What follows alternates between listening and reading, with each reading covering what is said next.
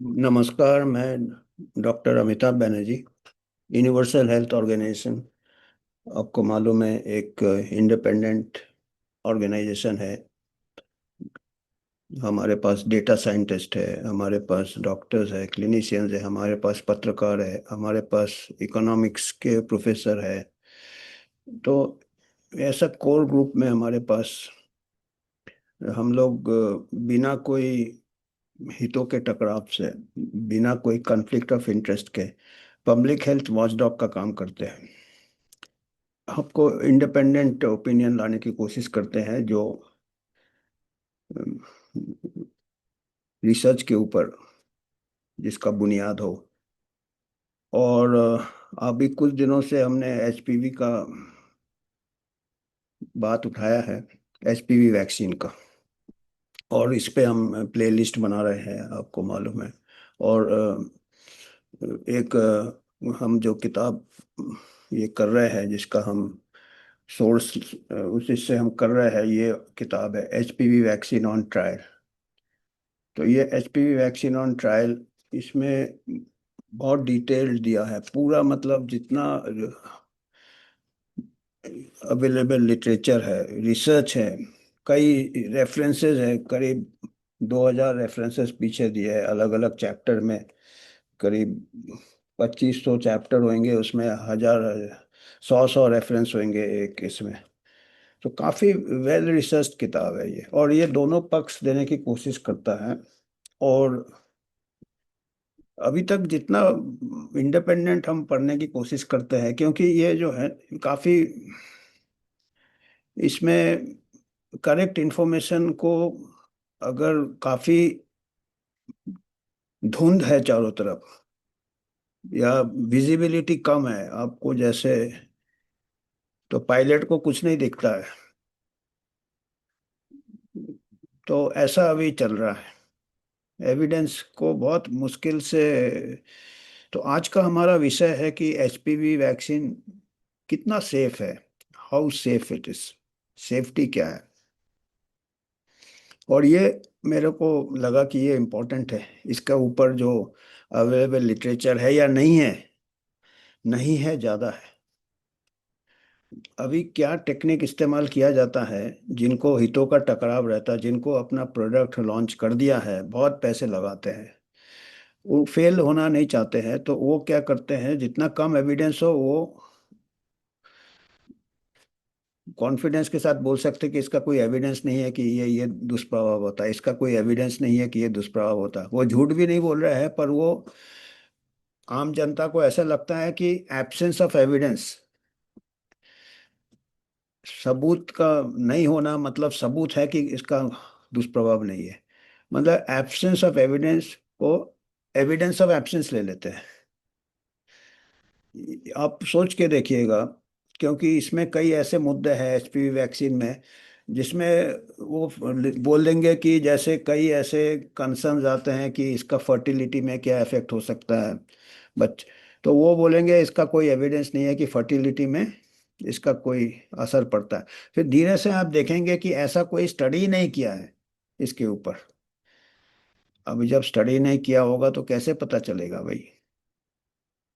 वो ऐसे ऐसे चीज को ये कर देते हैं, जिसमें कि आपका पारदर्शी का ट्रांसपेरेंसी नहीं रहता है। एक ऐसा कांच है जो कि आप पूरा नहीं देख सकते अंदर क्या हो रहा है। और बाहर आके अनाउंसमेंट जो है, अभी जो स्टेटमेंट आप देखिएगा, जो कि हर कोई उनको अथॉरिटी मानता है, हर डॉक्टर उनको अथॉरिटी मानता है। मैं भी मानता था 5 साल पहले तक, 5 साल बाद, before Christ after Christ, before Covid after Covid, कई लोगों का नजरिया बदल गया। बिफोर कोविड कुछ एक अलग हमारा ये था, और आफ्टर कोविड हमारा कुछ, हम फिर हर चीज में हम सोचते हैं कि अगर ये बोल रहे हैं तो फिर दोबारा काउंटर चेक करना पड़ेगा, कौन बोल रहा है। अगर डब्ल्यूएचओ बोल रहा है ये सेफ है, सीडीसी बोल रहा है ये सेफ है, एफडीए बोल रहा है ये सेफ है, तो हमको थोड़ा फिर से काउंटर चेक करना पड़ेगा। आईसीएमआर आईसीएमआर तो उन्हीं के दोहराते हैं वो भी चेक करना पड़ेगा। पर अभी थोड़ा अमेरिका में बदलाव आया है, सीडीसी और एफडीए के कई पुराने लोगों को निकाला है, जिनका पूरा फार्मा से काफी अच्छा संबंध था। तो WHO तो, और अभी पर कई चीजें अभी इतना जल्दी भी नहीं चेंज होता है। FDA CDC उनके अगर साइट में जाएंगे या WHO के साइट में जाएंगे तो दिया रहेगा HPV vaccine is perfectly safe, इसमें कोई आप बेफिक्र होके इसको आप ले सकते हैं, बेफिक्र होकर लीजिए। और it is the benefit outweighs the risk, थोड़ा बहुत जो भी रिस्क होगा वो हर वैक्सीन का होता है, पर आपका वो बेनिफिट तो बहुत ज़्यादा, आपको कैंसर से बचा रहा है ना। अब वो कैंसर से एक इमोशनल ये है, ब्लैकमेल है कि भाई कैंसर से लोग डरते हैं, हालांकि ये कैंसर से नहीं बचाता, ये HPV वायरस से बचाता है। और ये कैंसर से बचाने का इसका 30 साल बाद हमको हार्ड डेटा आएगा, अभी वो भी एब्सेंस ऑफ एविडेंस है। पर इस तरफ आप एविडेंस ऑफ एविडेंस ले रहे हो कि यह एविडेंस होगा, क्योंकि HPV वायरस पाए गए हैं कुछ स्ट्रेन, 16 18 और भी कुछ स्ट्रेन, 9 9 स्ट्रेन की, वो 16 18 ज़्यादा पाए, वो कैंसर उससे हो जाता है तो ठीक है, पर उसके और भी स्ट्रेन है, 200 स्ट्रेन है। अब उसका कोई एविडेंस नहीं है, एविडेंस ऑफ एब्सेंस जो भी ले ले कि उससे नहीं होगा अगर ये दवा देंगे तो।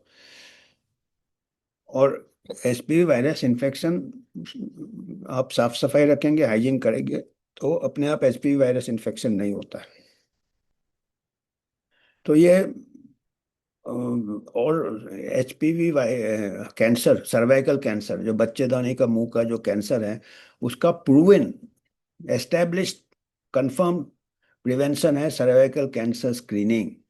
औरतों का 30 35 साल बाद, हर 5 साल में, 2 साल में, डिपेंड करता है, आप सर्वाइकल सर्विक्स का थोड़ा सा इंस्पेक्शन भी कर सकते हैं आजकल, एसिटिक एसिड विजुअल इंस्पेक्शन या पैप स्मीयर, उसमें कोई काटा पीटी नहीं, कुछ नहीं, कुछ इंजेक्शन नहीं, कुछ नहीं, कोई दुष्प्रभाव नहीं। और सर्टेन कि अर्ली स्टेज में सर्वाइकल कैंसर पकड़ लेता है, और उस टाइम बहुत एबनॉर्मल सेल्स ही दिखते हैं, अगर वो देखें उसको, अगर आप साफ कर देंगे, ट्रीटमेंट हो जाएगा, तो कैंसर नहीं होता है, डेथ नहीं होता कैंसर। ये 100% इसका श्योरिटी रहता है कि ये बेस्ट है, ये प्रूवन है। पर अगर ये HPV वैक्सीन का एक तो दुष्प्रभाव मालूम नहीं है, क्योंकि वो धुंधला बना देते हैं, जिनको कमर्शियल इंटरेस्ट रहता है कि वैक्सीन को पास करना है, पास करना है, जल्दी से टेस्ट करके जल्दी से पास करके निकलना है, तो इसको फेल नहीं होने देने का है। बहुत $1 बिलियन लग जाता है और $1 बिलियन प्रॉफिट हो रहा है। अभी आज के तारीख में मर्क का नंबर 1, मर्क है और GSK, उनका नंबर 1 जो प्रॉफिट है वो HPV वैक्सीन से है। उनको काफ़ी लॉस हुआ था, विऑक्स एक दवाई निकाला था जिससे कि 1 लाख लोग हार्ट अटैक से मर गए थे, बाद में उनके अगेंस्ट केस हुआ था, उनको $बिलियंस देना पड़ा कंपेंसेशन। और उसका कंपेंसेट करने के लिए एक सब किताब में दिया है, कभी उसकी भी कहानी हम करेंगे। तो उसको जो लॉस हुआ था उसको कंपेंसेट करने के लिए उनको जल्दी से एक कोई प्रोडक्ट निकालना था, तो ये HPV ऐसे आया। तो वो उसको फेल होने ही नहीं देंगे HPV वैक्सीन को, तो मतलब यह हितों का टक हो सकता है HPV वैक्सीन अच्छा हो, मैं कहा कि मेडिसिन में 100% कोई श्योर दोनों तरफ से नहीं हो सकता। जो लोग उसका क्रिटिसाइज करते हैं वो ओवर जाएंगे, जो लोग उसको बचाते हैं वो भी ओवर जाते हैं, दोनों साइड ओवर चले जाते हैं, एक्सट्रीम में चले जाते हैं।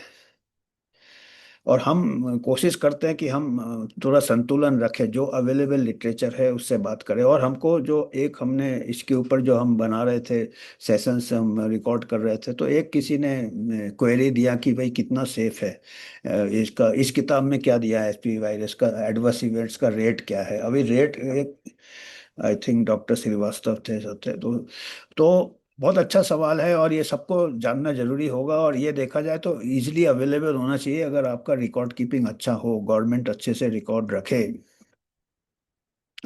और हमारा तो कंट्री इतना बड़ा डेटा डिविडेंट है, इतना ज़्यादा पॉपुलेशन है, और हमारे यहाँ तो 2009 10 को ट्रायल हुए थे 26,000 में, तो वो करीब बंद हो गए थे ट्रायल, क्योंकि 7 डेथ हो गया था, अनरिलेटेड था, कोई इससे वैक्सीन से कोई रिलेशन नहीं था, पर बंद हो गए थे ट्रायल। पर 26,000 लड़कियों को दे दिए थे टीके, 3 डोज।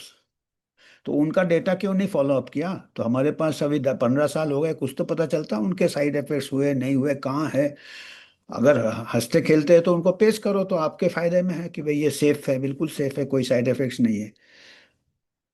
अगर उनको तकलीफ है कुछ compare to the general population, जैसे इसके कुछ वेग सिम्टम्स आते हैं जो कि ऑटो इम्यून, जोड़ों में दर्द, कई बार ब्रेन में ये हो जाते हैं, ब्रेन फॉग हो जाते हैं, ब्रेन में इन्फ्लेमेशन हो जाते हैं, सब ऑटो इम्यून रिएक्शंस होते हैं। और इस वैक्सीन में एल्यूमिनियम भी रहता है, और जो टेस्टिंग किया था उसमें भी एल्यूमिनियम इस्तेमाल किया था। और वो आज अभी ऐसे कुछ शोध है कि aluminium can cause in some people जिनको रिएक्शन होता है, वो ऑटो इम्यून ये कर सकता है, स्पाइक। और ब्रेन में भी ब्लड ब्रेन बैरियर भी क्रॉस कर सकता है, ब्रेन इन्फ्लेमेशन भी कर सकता है। ऐसे आ रहे हैं रिसर्च अभी एल्यूमिनियम इसमें दिया है, बहुत डिटेल में दिया एल्यूमिनियम का। और यहाँ तक दिया है कि कोई हियरिंग में या कहीं एफडीए के जो साइंटिस्ट थे उनसे पूछा, भाई एल्यूमिनियम रहता है आपके वैक्सीन में, इसमें एचपीवी है? बोला हाँ रहता है। बोला कितना सेफ लिमिट है? तो उन्होंने बताया इतना सेफ परमिसिबल लिमिट है। तो जब उनसे सवाल पूछा गया कि इसका आप बताइए कि ये परमिसिबल लिमिट कैसे डिसाइड किया, आप चेक करके बताइए, तो उन्होंने बोला मैं करता हूँ चेक। और फिर बाद में आके बोले कि हमने बहुत चेक किया, इसका कहीं रिकॉर्ड ही नहीं मिला, कहीं रिकॉर्ड ही नहीं मिला कि कैसे ये वाला, जैसे एंथनी फॉची ने बोला था 6 फीट की दूरी रखना, बाद में जब पूछा तो वो मिला नहीं कहाँ। तो उन्होंने जो एक लेवल जो वैक्सीन में है जिसको परमिसिबल लिमिट बोला है, उनको कहीं मिला ही नहीं है। किस रिसर्च के बेसिस पे ये वाला लिमिट तय किया था? बाद में उनको ढूंढ ढांड के क्या निकला कि ये जो लेवल है, इस लेवल से वो एल्यूमिनियम डालते क्यों है, एडजंक्ट कहते हैं, वैक्सीन के साथ डालते हैं। एल्यूमिनियम डालते इसलिए है कि वो इम्यून रिस्पॉन्स को एक्टिवेट करता है। वो जो एंटीजन है आपका, वायरस का जो एंटीजन मॉडिफाइड है, वो अगर बिगर एल्यूमिनियम के जाएंगे तो वो इतना बॉडी का इम्यून रिस्पॉन्स नहीं।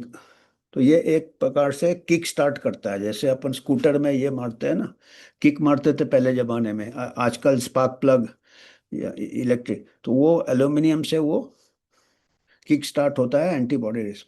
तो उन्होंने बोला कि ये जो लेवल हम डिसाइड हुआ था, हमको मिला कागज में पुराने डॉक्यूमेंट्स में, इतने लेवल में वो किक स्टार्ट करता है, ये इफेक्टिव रहता है, ये इम्यूनिटी बढ़ाने का काम करता है इतने लेवल में। मतलब उन्होंने सेफ्टी नहीं देखा था, उन्होंने इफेक्टिवनेस देखा था एल्यूमिनियम का। और अभी चिंताएं आ रही है कि कई एल्यूमिनियम से कई ऑटो इम्यून डिजीज के साथ शायद इसका कोरिलेशन है, और इनको एल्यूमिनियम से मिले हैं टॉक्सिसिटी। और एक और जो ये था, ये इन्होंने जो किए थे, ये ट्रायल में क्या किए थे, ट्रायल में इन्होंने जो दूसरा आम होता है, एक को ट्रायल में रैंडमाइज कंट्रोल ट्रायल होता है, एक में वैक्सीन दिया जाता है, दूसरे में आपको सलाइन देना है। तो इन्होंने सलाइन नहीं दिया, इन्होंने एल्यूमिनियम सस्पेंशन दिया।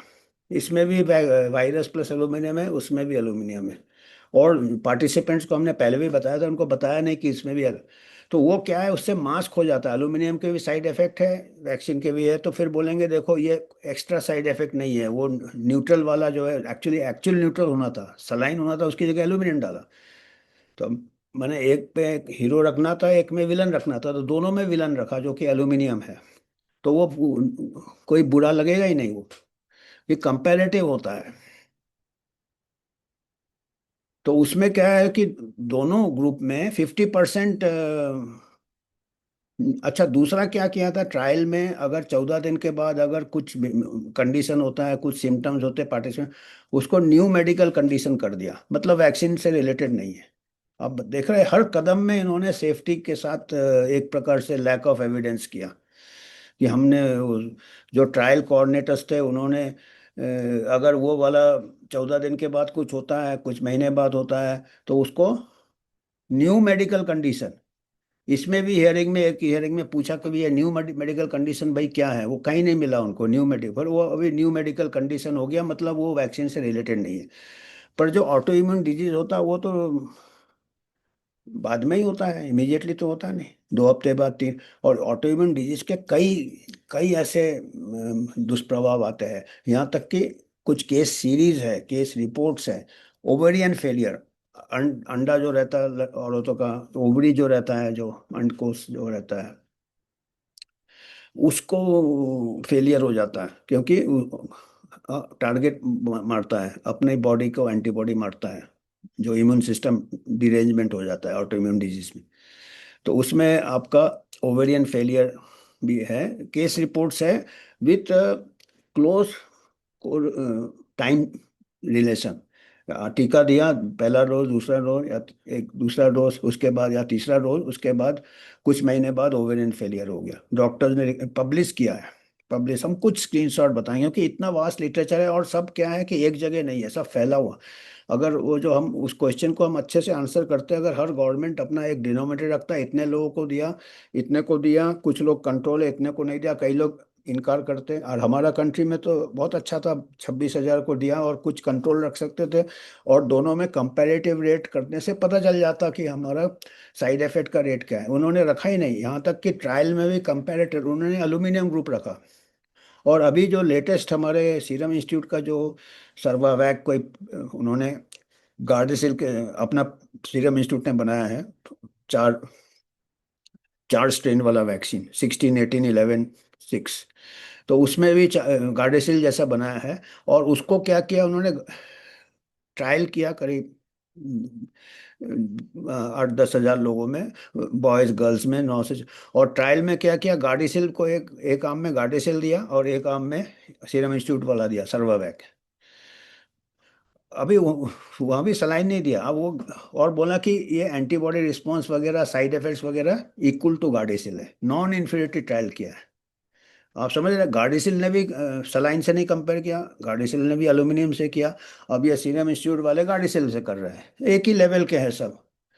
अभी एक ही लेवल के सब कंपेयर करोगे तो सभी पास हो जाएंगे ना। तो आजकल तो ऐसे है कि जो ड्रग कंपनी जितना ये इन्वेस्ट करते हैं, बच्चे को पास करना ही है। हमारे क्या होते थे पहले, बहुत सारे प्रोडक्ट्स बनते थे, बहुत कम ही पास होते थे एफडीए से, ट्रायल से, इससे क्योंकि वो इंडिपेंडेंट ट्रायल होते थे। अभी क्या है, फार्मा का इन्फ्लुएंस रहता पूरा, फंडिंग करते, साइंटिस्ट को खरीद लेते वगैरह वगैरह। हमारे यहाँ भी मेडिकल में हम जब पढ़ते थे, आप फेल हो जाते थे, कुछ नहीं होता। आजकल सब फेल होता है नहीं, सब बच्चे को पास करना। अभी नीट में देख लिया, -40 भी चल जाएगा, 4 नंबर में भी पीजी सीट मिल जाएगा, 0 नंबर में मिल जाएगा। तो ऐसे दवाइयाँ भी ऐसे मार्केट में आएंगे और डॉक्टर्स भी ऐसे आएंगे, तो आप देख लो आगे क्या होगा। मैच हो रहे हैं दोनों। तो ये इसलिए फिक्र होता है। तो हमने कोशिश किया है काफ़ी, और फिर हमारे एक कांटेक्ट है प्रीतम कुमार सिन्हा, वो भी काफ़ी रिसर्च करते हैं, ये आयुष के साथ भी जुड़े हुए हैं, काफ़ी होलिस्टिक मेडिसिन करते हैं, काफ़ी पब्लिक हेल्थ में का उन्होंने भी काफ़ी हमको लिटरेचर भेजा है। तो कुछ उनमें से बहुत वास्ट है असली में, अब सब फैले हुए हैं। क्योंकि एक जगह हमने कहा कि अगर आप डिजिटल कैपिटल बोलते हो, डिजिटल डिविडेंड बोलते हो, एआई बोलते हो, अगर चाहो तो बहुत अच्छे से मॉनिटर कर सकते हो कि कितना परसेंटेज को सीरियस एडवर्स इफेक्ट्स हो रहा है। पर वो आप पहली बात तो बुनियादी आपका गलत है, ट्रायल में आपने एक्चुअल कंट्रोल नहीं किया तो आपको पता नहीं चलेगा। और ट्रायल में पाया गया कि 50% न्यू मेडिकल कंडीशन दोनों ग्रुप में है, बराबर है करीब 49-47 दोनों ग्रुप में। फिर और गार्डेसिल 9, जो 9 स्ट्रेन वाला अभी वेस्टर्न कंट्री में चलता, उसमें गार्डेसिल 4 से भी ज़्यादा एडवर्स इवेंट्स। एडवर्स इवेंट्स कहते नहीं है, वो न्यू मेडिकल कंडीशन कहते हैं। तो उसको हटा ही दिया आपने, डेफिनेशन डेफिनेशन चेंज ऐसे कर देते हैं। कोविड के टाइम केस डेफिनेशन चेंज कर दिया, कोविड के टाइम डेथ सर्टिफिकेशन चेंज कर दिया, अभी वैक्सीन का एडवर्स इवेंट्स हटा के न्यू मेडिकल कंडीशन। अरे 14 दिन में क्या होता है एडवर्स इवेंट्स, बाद में होता है। और जितने भी केसेस हुए ऑटो इम्यून डिजीज, टाइम लगता है। और एक पैटर्न आ रहा है, और उसमें फिट वगैरह आते हैं, चक्कर आते हैं, अभी पता चलता है कि चक्कर भी आते हैं तो पॉट्स होता है। पैरोक्सिस्मल ऑर्थोस्टैटिक चलने से हार्ट हार्ट जल्दी से बीट करता है, ब्लड नहीं जाता और फेंट हो जाता है, और उससे भी एक्सीडेंट्स हो जाते हैं। यहाँ तक बताया कि ट्रायल के दौरान कुछ लोग ट्रैफिक एक्सीडेंट से हटा गए, उनको बता रहे नॉट टू वैक्सीन। तो वो कहते हैं कि अगर ऐसे चक्कर आ जाए तो ट्रैफिक एक्सीडेंट के चांसेस है, वैक्सीन से रिलेटेड हो सकता है वो। और हमारे उसमें भी जो आंध्र प्रदेश और गुजरात में 2000 में कुछ लड़कियां ड्राउनिंग से मर गई, तो हो सकता है पॉट्स हो। तो आपने उसको ऐसे कर करके आपने उसको अंडर प्ले किया। ये उसके बाद जो उनका अमेरिका में और अदर कंट्रीज में, ऑस्ट्रेलिया वगैरह में, उनका vaccine adverse events reporting system होता है कि आप उसको रिपोर्टिंग आता है, पैसिव रिपोर्टिंग होता है।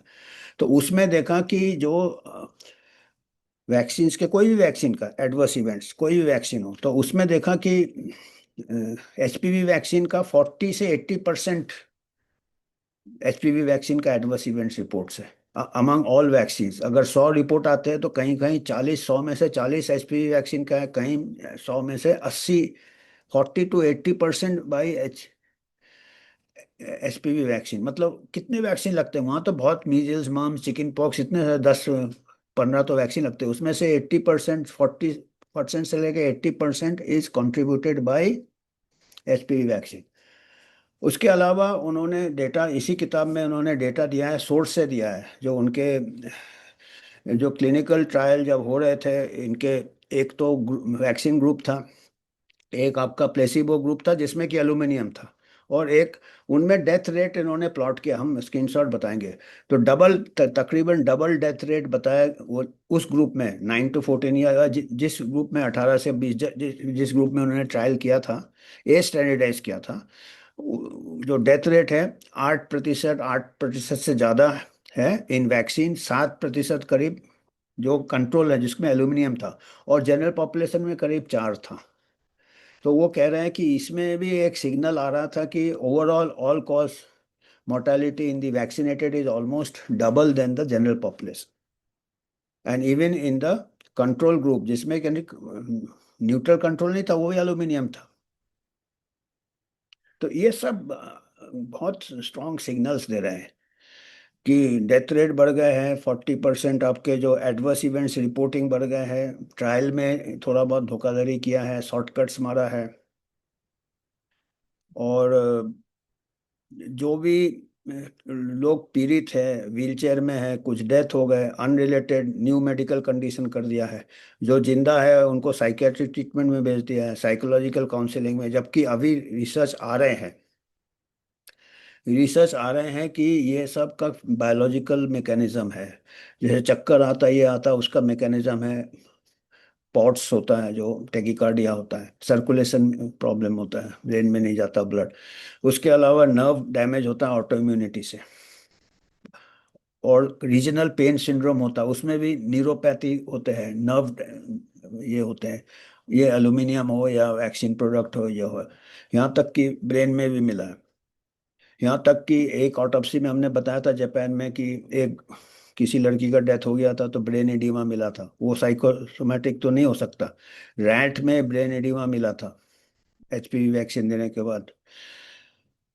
तो ये सब हम कुछ स्क्रीनशॉट बताएंगे जिसमें कि कुछ कुछ हमने लाए हैं, और इसमें पता चलता है कि हम अभी क्या क्या है कि इसमें बहुत मुश्किल होता है ऐसे में, अगर आप ये रिसर्चर्स में कोऑर्डिनेशन नहीं है। अभी क्या हो रहा है कि जो रिसर्चर्स, जिनको कि आजकल सभी जो टॉप रिसर्चर्स है, जो जिनका कैरियर कैरियर सभी को रहता है, वो कुछ बोल नहीं सकते हैं, और उनको फिर ग्रांट तो थोड़ा बहुत चुप रहते हैं, वो थोड़ा बहुत, तो वो भी फिर बिलीव करने रहते हैं। अपना कॉन्शियंस को शांति तभी मिलेगा जो आप बिलीव करोगे कि हाँ भाई सेफ है, सेफ है। अगर ये एक साइकोलॉजिकल फिनोमेना भी है, अगर आप सेफ बोल रहे, सेफ बोलोगे, there is safety in numbers. भाई हमारे चारों तरफ लोग सेफ बोल रहे हैं, WHO सेफ बोल रहा है, CDC सेफ बोल रहा है, अरे फिर ये कुछ लोग हैं जो एंटी वैक्सर है, तो वो एक अपने को भी मेंटल एक रैशनलाइजेशन होता है, शांति के लिए भी होता, नहीं तो रात को फिर नींद नहीं आएगा। जैसे वो लड़की ने पूछ लिया था 16 साल का ना, वो जो हम कैसे सेफ कहते हो, आपको गिल्ट फीलिंग नहीं होता, कैम्ब्रिज के प्रोफेसर से पूछ लिया था हमने, पिछले सेशन में शायद बताया था, इंजेक्टेड एंड रिजेक्टेड, इसमें ये जो आयरलैंड में जो, तो वो एक और ये पहली बार नहीं हुआ है, इतिहास में हो चुका है, पब्लिक हेल्थ हिस्ट्री में हो चुका है। स्मोकिंग इंडस्ट्री, हम 1970 में कॉलेज में थे, हम लोग भी सिगरेट पीते थे, टीचर भी सिगरेट पीता था, हम लोग क्लास के बाहर पीते थे, टीचर सिगरेट लेके क्लास भी ले लेता था।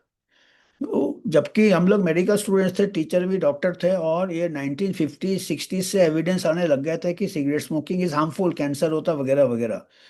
पर 30 साल तक, 30 इयर्स टोबैको इंडस्ट्री ने दबा दिया, बाई दूसरे साइंटिस्ट को भी ये कर दिया, अपना रिसर्च किया, डाइवर्ट किया, ये किया, अदर कॉजेज, ये कॉज वो कॉज, तो और बोला कि ये कॉजेशन इज नॉट एविडेंस, जैसे अभी बोल रहा है।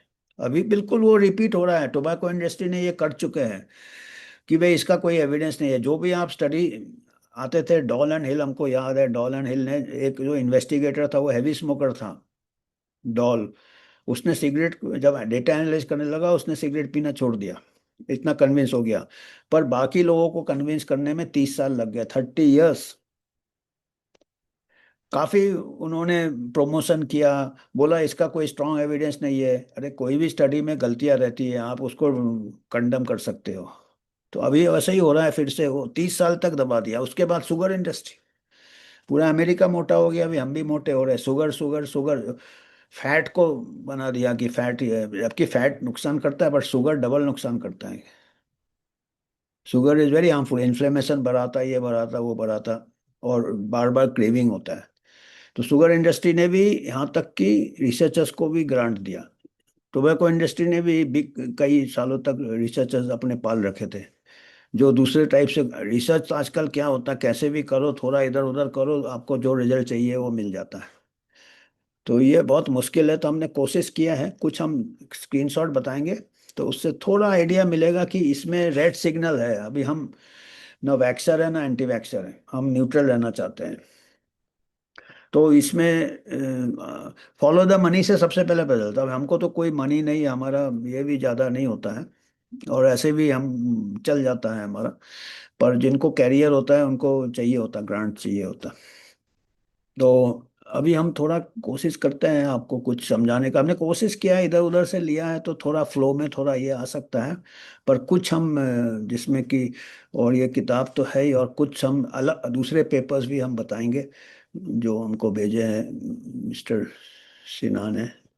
तो ये देखिए, ये रिसर्च है, एचपीवी वैक्सीन सेफ्टी टेस्टिंग। वो सेफ्टी टेस्टिंग में तो काफ़ी शॉर्टकट्स लिए गए कि एल्यूमिनियम की यूज़ किया। फिर joint statement HPV vaccine are safe, CDA भी कहता है, सीडीसी सीडीसी, डब्ल्यूएचओ, एफडीए। तो अभी शायद सीडीसी में शायद थोड़े चेंज हो, देखो, पर टाइम लगता है कोई भी चेंज, क्योंकि जड़ें इतनी हैं फार्मा की अभी भी। तो ये कितना सुरक्षित है इसके ऊपर हम ये देखिए, big pharma manages scientific and public discourse, ये इस किताब से है।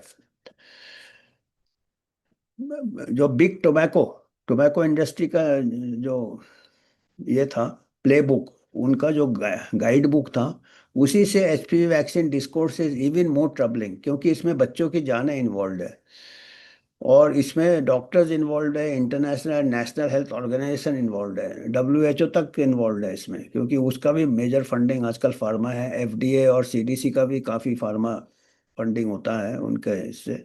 और अभी धीरे धीरे चेंज लाने की कोशिश कर रहे हैं, बट बहुत पुश बैक है। We must same question about big pharma and others about big tobacco. Who are these persons who knowingly and secretly decide to put the buying public at risk solely for purpose of making profit? तो आप देख लीजिएगा, अभी जो doctors हैं वो तो CDC WHO के ऊपर विश्वास करेंगे, आप भी विश्वास कर सकते तो कीजिए। पर मेरे को तो लगता है कि थोड़ा सोचना चाहिए, डेटा मांगना चाहिए। अगर वो कहे कि हमने ट्रायल किया ही नहीं, तो फिर क्या किया?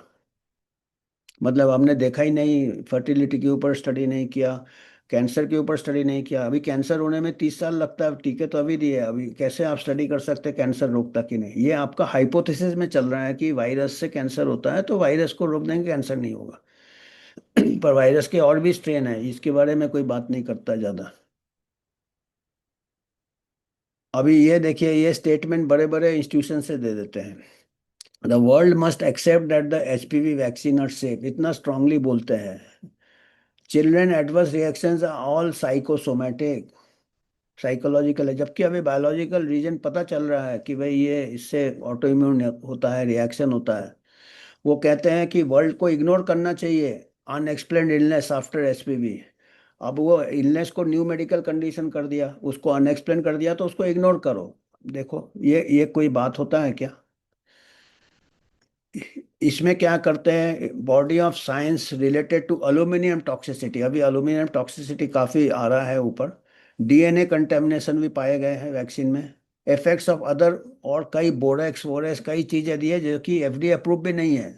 इतना सब कुछ किया है मर्क ने, और कोई उसके ऊपर उंगली नहीं उठाता है।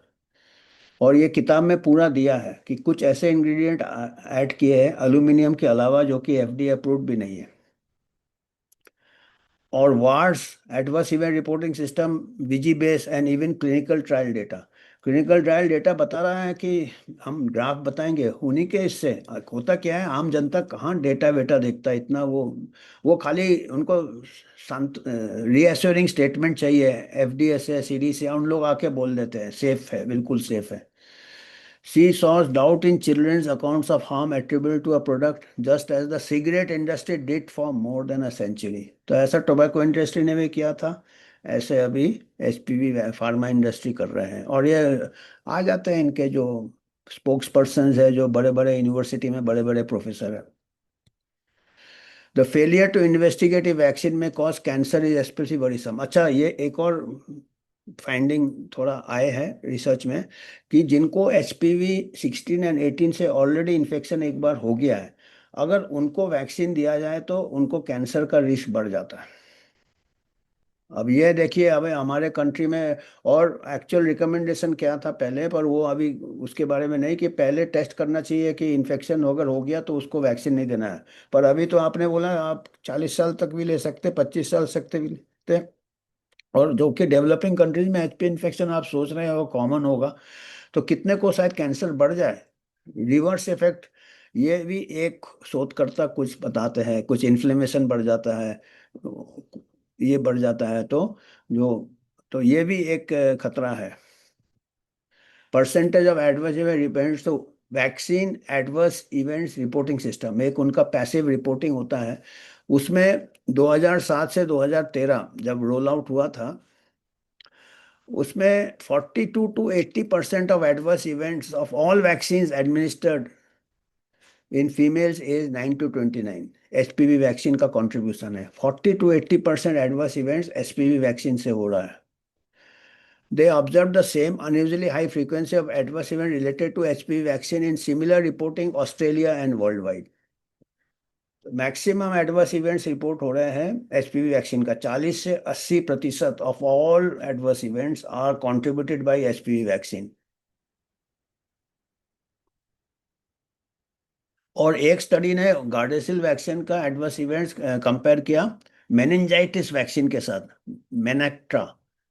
उसमें क्या पाया उन्होंने, गार्डेसिल हैड 8 टाइम्स, 8 गुना, 8.5 गुना ज्यादा इमरजेंसी रूम विजिट्स, 12.5 गुना ज्यादा हॉस्पिटलाइजेशन, 10 टाइम्स ज्यादा life changing events chronic condition, and 26 times more disability than Menactra meningitis vaccine से। देखिए कंपेयर में कितना ज्यादा।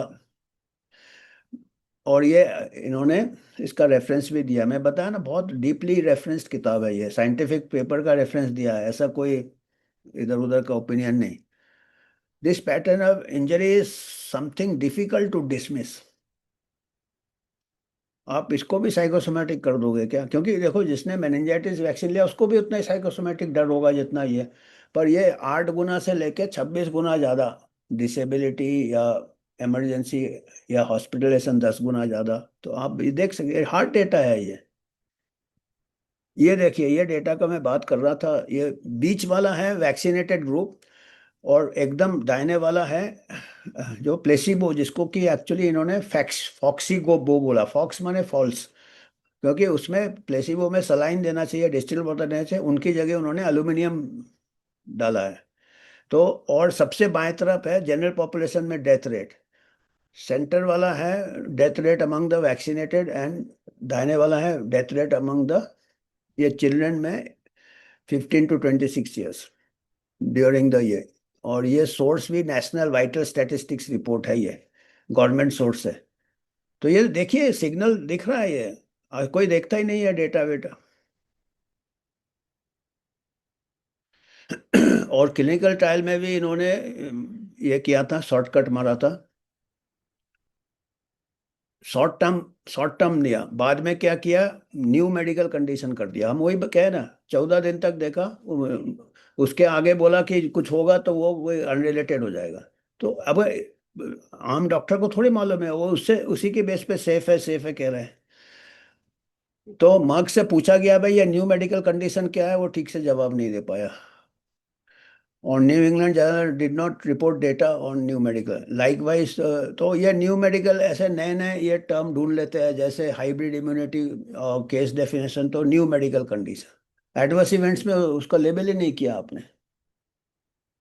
आप रिपोर्ट भी करोगे बोलेंगे नहीं साइकोलॉजिकल है और न्यू मेडिकल कंडीशन। अब ये देखिएगा, ये गार्डिसिल ग्रुप है या प्लेसिबो, प्लेसिबो में भी एल्यूमिनियम था।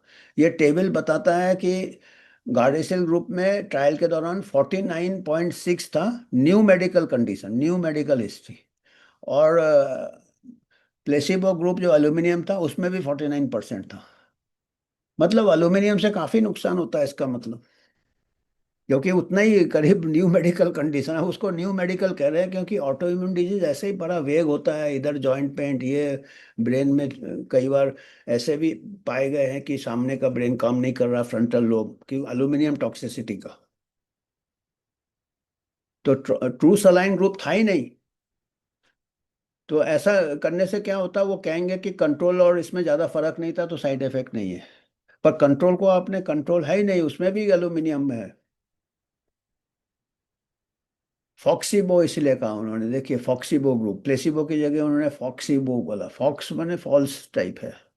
और उसमें क्या है, प्लेसिबो वाज फ्रॉम प्रोटोकॉल 18। उसमें था नॉन एल्यूमिनियम प्लेसिबो और sodium borate polysorbate L histidine, ये भी सब अनअप्रूव्ड प्रोडक्ट्स थे, एफडीए अनअप्रूव्ड है। काफी लीनियंसी बताया एफडीए ने। तो may dissociate adverse events from what they are testing. तो इसीलिए क्या है कि जो ट्रायल वाले जो स्टाफ थे उन्होंने बोला न्यू मेडिकल कंडीशन, और फिर अपने आप वो पेपर वर्क रहता, ओवर वर्क रहता, भाई चलो aluminium toxicity and higher than normal death rates in both the vaccine and control group, जो हमने देखा है ना बार डायग्राम, कि दोनों एल्यूमिनियम ग्रुप जो प्लेसिबो कहने वाले के लिए प्लेसिबो या दूसरा जो वैक्सीनेटेड ग्रुप, दोनों में जनरल पॉपुलेशन से ज़्यादा डेथ रेट था उस एज में। तो उसको फिर अच्छे से स्क्रूटिनाइज करना था, ये सब ये किताब से है, वैक्सीन ट्रायल से। तो ये सब नज़रअंदाज कर दिया।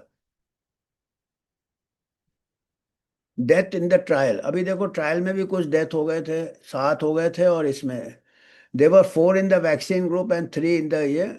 और मोटर व्हीकल एक्सीडेंट्स देखिए, उनको फिर बोला मोटर व्हीकल ट्रैफिक एक्सीडेंट है तो ये नहीं है ये। पर अभी पता चल रहा है कि वो चक्कर आने से भी ट्रैफिक एक्सीडेंट हो सकता है। आप गाड़ी चला रहे हैं, आपको चक्कर आ गया, या आप रोड क्रॉस कर रहे हैं चक्कर आ गया। और जबकि कोविड के टाइम तो आरटीपीसीआर पॉजिटिव हो तो ट्रैफिक एक्सीडेंट वाले को भी कोविड डेथ बता दिया था, पर यहाँ पे अभी उल्टा हो रहा है, नॉट कनेक्टेड विद वैक्सीन। फिर ल्यूकीमिया भी पाए गए थे ट्रायल में, तो उनको भी बोला अनरिलेटेड। अब ल्यूकीमिया तो काफी टाइम लगता है, एक आध केस हुआ था, ज्यादा नहीं हुआ था गार्डेसिल 9 से, चलो ठीक है। ये क्योंकि इम्यून थोड़ा डिसरेगुलेशन होता है, उससे कैंसर के भी चांसेस बढ़ सकते हैं। और most severe adverse events in the tested HPV vaccine arm compare to women receiving aluminium placebo. तो ये जो है, ये पाए गए थे रैंडमाइज ट्रायल में ज्यादा side effects. Pre clinical trial and post marketing case series describe similar post है। तो कई केस सीरीज अलग अलग इंडिपेंडेंट रिसर्चर्स ने पाए हैं वैक्सीन लेने के बाद। केस सीरीज जैसे ओवेरियन फेलियर का पाया गया है, कुछ लोगों को मल्टीपल पेन सिंड्रोम चारों तरफ बॉडी में हो रहा है, कुछ लोग उठ नहीं पा रहे हैं, कुछ लोग व्हील चेयर। तो ऐसे सब इंडिपेंडेंट रिसर्चर्स ने काफ़ी ये। अभी देखिए ओवेरियन फेलियर की हम बात कर रहे थे, auto immune.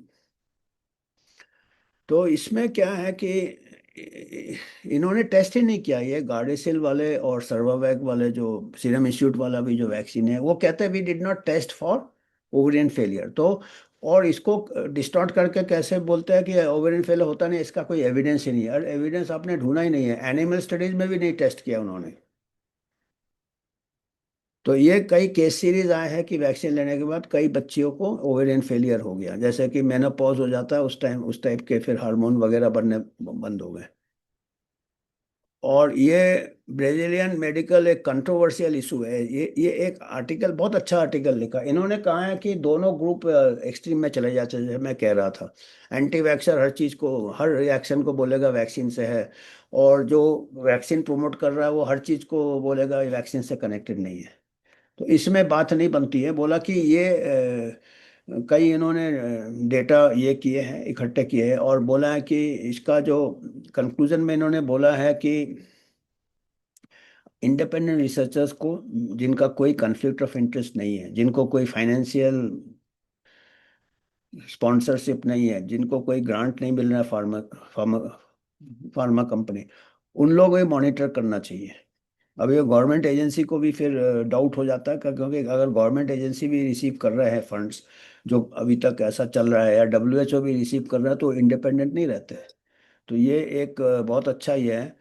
We found that majority of studies, तो इन्होंने जो बेटा एनालिसिस किया, उन्होंने कहा कि मेजोरिटी ऑफ स्टडीज बोलता है कि सेफ है, रिस्क बेनिफिट पॉजिटिव है, मतलब आपका बेनिफिट ज़्यादा है, रिस्क कम है, with minimal documented adverse events which is consistent with other vaccines. तो उनको मेजोरिटी स्टडीज ऐसे कहा, पर उन्होंने जब गहराई से देखा, पता चला कि ये majority studies were funded by pharma. However, much of the published scientific data regarding the safety of HPV vaccines appears to be originate from within the financially competitive HPV vaccine market। तो ये market forces से sponsored थे ये, तो ये study null and void हो जाता है एक्चुअली देखा जाए तो उन लोग ने सुझाव दिया है, we advocate a more independent monitoring system for vaccine immunogenicity and adverse events to address potential conflicts of interest with regular systematic literature reviews by qualified individuals to vigilantly assess and communicate adverse event associated with. तो यही हम भी कह रहे हैं कि एक digital ये होना चाहिए कि जो कि फुली रियल टाइम में हो। अभी आप जाइए एडवर्स इवेंट रिपोर्ट करने, अपना डिजिटल कोवैक्सीन वैक्सीन पता नहीं कौन सा साइट है, वो मिलेगा ही नहीं आपको। तो ये इससे बहुत कुछ छुप जाता है हमारा। फिर ऐसे हाइपोथेसिस दिए है, स्मॉल फाइबर न्यूरोपैथी है ना, बॉडी पेन चारों तरफ होता, डिसऑटोनोमिया माने ऑटोनोमिक नर्वस सिस्टम, जिससे कि हमारा हार्ट चलता है, रेस्पिरेशन चलता है, डाइजेस्टिव सिस्टम, ब्लैडर, उसमें ऑटोनोमिया हो जाता, उसमें पैरालिसिस हो जाता। तो ये सब ऑटो इम्यून डिसऑर्डर्स है। माइलिन डीमाइलिनेशन होता तो ब्रेन फंक्शन भी हो जाता। तो ये सब हाइपोथेसिस इंडिपेंडेंट रिसर्चर्स कर रहे हैं, अलग अलग कर रहे हैं बेचारे, क्लिनिकल रिमेटोलॉजी में। तो उनका पेपर पढ़ता है, कोई एक किनारे पड़ा रहता है, हम भी जैसे बोल रहे हैं किनारे बोल रहे हैं। पर ऐसे अगर सिस्टम हो, अगर सिटीजन पावर ही है जो कि ये सब डिमांड कर सकता है। अदरवाइज वो आपको अगर भरोसा करना, भरोसा कीजिए, CDC WHO ICMR बोल रहा है सेफ है सेफ है सेफ है, ठीक है, तो चलिए फिर ऐसे ही चाहिए। ये धोखा खा के भी देख लीजिए। पर हम ये नहीं कह रहे, पर हमको कह रहे हैं कि उन लोग एविडेंस कलेक्ट ही नहीं किया है, फिर बोलेंगे एविडेंस नहीं है, फिर आप सोचेंगे कि वो बता रहे हैं कि सेफ है, क्योंकि एविडेंस नहीं है। और बाकी अगर दूसरा कोई एविडेंस लाता तो उसको बोलते हैं new medical condition, unrelated, psychosomatic. ये देखिए, severe somatoform and dysautonomic syndrome after HPV vaccination, case series and review of research. तो इंडिपेंडेंट रिसर्चर्स कर रहे हैं, पब्लिश कर रहे हैं, पर कोई पढ़ता नहीं है आजकल। प्रोपागेंडा में चलता है, मार्केटिंग में चलता है, एडवर्टाइजमेंट में चलता है, जैसे कि हमारे फास्ट फूड बिक रहे हैं, कोला ड्रिंक्स बिक रहे हैं, ऐसे आजकल मेडिकल प्रोडक्ट्स भी प्रमोट कर रहे हैं फिल्म स्टार वगैरह। उन पे ज़्यादा भरोसा है आपको, कीजिए फिर। सीरियस है। हाँ, ये देखिए, ये सब randomise trial port market series. तो ये जो जो ट्रायल आए हैं, उनमें जो जो इंडस्ट्री स्पॉन्सर्ड है उसमें सेफ मिला है। इंडिविजुअल कुछ लोग बेचारे पब्लिश कर रहे हैं, कोई ओवेरियन फेलियर, कोई ये अलग अलग। और ये बहुत इंपॉर्टेंट है हमारे लिए, क्योंकि ये सीरम इंस्टीट्यूट का जो ट्रायल है, इन्होंने गार्डेसिल के साथ कंपेयर किया है, phase 2/3 करीब। और इन्होंने क्या पाया वो भी बड़ा इंटरेस्टिंग है, आप लोग खुद सोचे। ये देखिए, ये पब्लिश्ड है, ये टाइटल है, ये ऑन्कोलो लैंसेट ऑन्कोलॉजी 2023 दिसंबर में छपा है, शर्मा एटॉल। इसको आप देख स्क्रीनशॉट ले सकते हैं, और इसको आप सर्च करेंगे, ये आर्टिकल मिल जाएगा आपको। तो इसमें दिया है कि दोनों ग्रुप में 1% सीरियस एडवर्स इवेंट्स मिला। देखिए, ये मैं इसी आर्टिकल से निकाल के रखा हूँ। Serious adverse events occurred in 1% girls and 1% boys in the Serum Institute of India Private Limited। Serum Institute ने भी ये निकाला है गार्डिसल जैसा। And 1% girls in the comparator vaccine group. Comparator vaccine मतलब गार्डिसल ग्रुप, दोनों में 1% सीरियस एडवर्स इवेंट्स मिला। No vaccine related serious events reported. अब इसको क्या बोला, ये वैक्सीन रिलेटेड नहीं है। अरे भाई, अब लड़कियों को सीरियस इफेक्ट क्यों हो जाता है 1 साल के अंदर? देवर नो ट्रीटमेंट रिलेटेड डेथ्स। तो अगर दोनों ग्रुप में 1% मिल रहा है, 100 में से एक को सीरियस एडवर्स इवेंट्स हो रहा है, जो सीरियस एडवर्स हॉस्पिटलाइजेशन या कुछ डिसेबिलिटी या कुछ सीरियस, तो मतलब ये नहीं है कि थोड़ा पेन हुआ, फीवर हुआ, फिर 4 दिन में ठीक हो गया। तो 1% दोनों ग्रुप में क्यों हो रहा है भाई? और हालांकि वो कह रहे हैं कि वैक्सीन से रिलेटेड नहीं, हो तो शुरू से चला आ रहा है, न्यू मेडिकल कंडीशन। और सर्वाइकल कैंसर कितने को होता है? 1 लाख में हर साल 10 औरतें मरती है सर्वाइकल कैंसर से। 1 लाख में 10 औरतें मरती है, और 1 लाख में 100 औरतें बच्चा देते टाइम मर जाती है। इन इंडिया, इन इंडिया बता रहा हूँ, बाहर नहीं है, इंडिया में, क्योंकि गायनेकोलॉजिकल सर्विसेज नहीं है रिमोट एरियाज में। तो बच्चा देना इंडिया में 10 गुना ज्यादा खतरा है सर्वाइकल कैंसर से। पर इसके बारे में ये आंकड़े किसी को समझ में नहीं आता। और उसके लिए आप 1% सीरियस एडवर्स एचपी, ये इनके पेपर से मैं बता रहा हूँ। हालांकि वो कह रहे हैं कि, और कंपेयर कर रहे हैं, मतलब उसमें भी आप, गार्डिसिल ने एल्यूमिनियम से किया, इन्होंने गार्डिसिल कर रहे हैं, पर 1% ज़्यादा होता है। और क्या है कि कोई गारंटी नहीं है 30 साल बाद। गारंटी क्या है सर्वाइकल कैंसर से डेथ नहीं होने का? सर्वाइकल कैंसर स्क्रीनिंग, जो कि शायद 5% वुमेन भी नहीं करती हमारे देश में। उसका प्रचार क्यों नहीं कर रहे हैं फिल्म स्टार डांस कर करके कि सर्वाइकल कैंसर स्क्रीनिंग कर रहे हैं? उसमें पैसा नहीं है, मुनाफा नहीं है। Cervical cancer pap smear free में हो जाता है। तो cervical cancer screening is a proven, और ये टीका लेने के बाद भी सर्वाइकल कैंसर स्क्रीनिंग करना है, क्योंकि इसका इनको खुद ही नहीं मालूम है कि कितना प्रिवेंट करेगा। तो ये सब था, आज हमारे को इतना ही था।